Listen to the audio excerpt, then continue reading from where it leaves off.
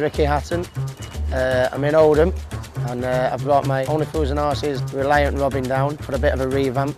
It was a little bit temperamental, you know, it was a little bit hard to drive, but it's we've had it in at the garage here. It's been in here 3 months, believe it or not. Once the winter months come in and, you know, the roads were icy and stuff like that, you know, it was a little bit, I didn't fancy taking it out. It was stood still in the back garden really for quite a while, so obviously it got a little bit rusty, and it now roadworthy, MOT'd, insured, taxed, everything. So now when I'm driving it, I feel a little bit less like I'm taking my life in my own hands. But yeah, it's been fantastic to be on 5th gear, and it's fantastic that they've been able to do this for me. I've had the van about 2 years now.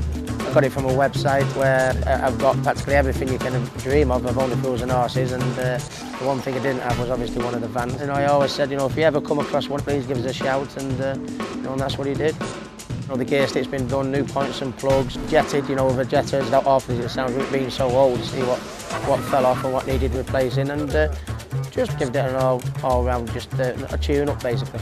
It's not my only car, but I mean, I'm certainly, people that know me, I'm not a red carpet merchant, you know, I'm not, you know, I'm not a Ferrari or a Postman. I've got an X5 in a minute, but I get more joy driving around in that heat, to be honest with you. Some of the looks it gets and stuff like that, it's priceless really. The next fight's November 22nd in Las Vegas.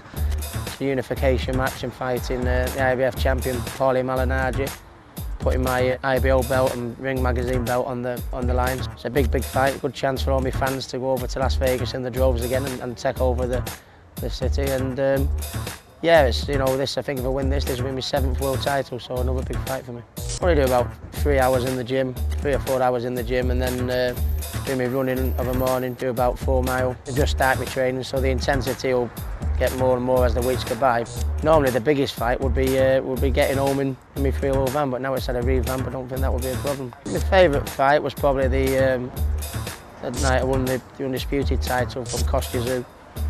I mean, he was one of the best pound-for-pound fighters in the world. I think he was ranked 2, the best fighter in any weight division, and he's one of the best light welterweights of all time. So when you beat someone like that, you can imagine, you know, the change and the effect it has on your life. It's very pleasing when fans come up to you and say that's the best night they've ever had, you know, and it's happened on many occasions. It makes you feel very proud, and it never ceases to amaze me. 35,000 travelled to Vegas to watch me fight Floyd Mayweather, and obviously I lost that fight.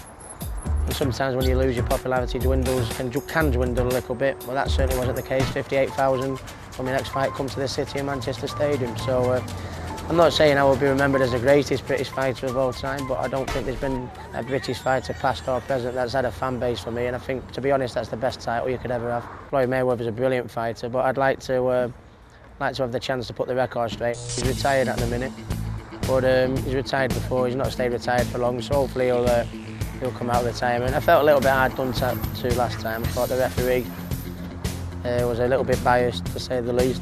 But rather than retire moaning about the referee, I'd sooner him beat me again, at least I'd know. But he might come out of retirement yet.